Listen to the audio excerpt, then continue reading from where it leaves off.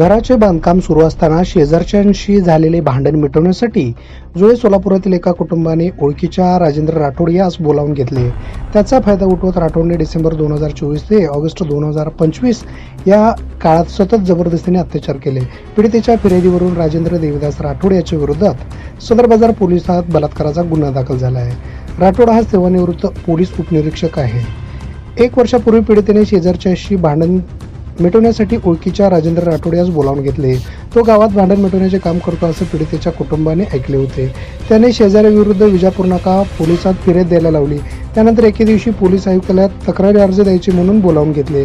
अर्ज देऊन आल्यावर घरी जाताना राठोड याने त्याच्या 4 चाकीत बोलावून घेतले. त्यानंतर पाणी प्यायला दिले आणि गाडीतच गुंगी आली. जाग आल्यावर गाडी सिद्धेश्वर कारखान्याजवळील मोकळ्या मैदानात होती. त्या ठिकाणी कोणी नसल्याची संधी साधून त्याने जबरदस्तीने अत्याचार केले. फोटो व्हिडिओ काढले. ते सोशल मीडियावर व्हायरल करतो म्हणून सतत अत्याचार केले. कामानिमित्त मुंबईला गेल्यावर त्या ठिकाणी देखील त्याने अत्याचार केल्याचे सांगण्यात आले. प्रत्येक पौर्णिमेला अक्कलकोटला जात असल्याची माहिती काढून त्याने एकदा गाडीत बसून नेले आणि गाणगापूर रोडवरील लॉजवर नेऊन अत्याचार केले. त्यानंतर सतत पतीची नोकरी घालवतो, मुलांना ठार मारतो, फोटो व्हिडिओ व्हायरल करतो म्हणूनही अत्याचार केले.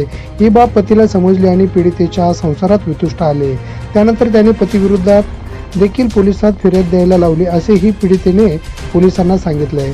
गुन्हा दाखल झाल्यानंतर पोलिसांनी राजेंद्र राठोडचा शोध घेतला, पण तो सध्या पसार झाला आहे. पोलीस त्याचा शोध घेत आहेत. सहाय्यक पोलीस निरीक्षक भोलेनाथ अहिवळे पुढील तपास करीत आहेत.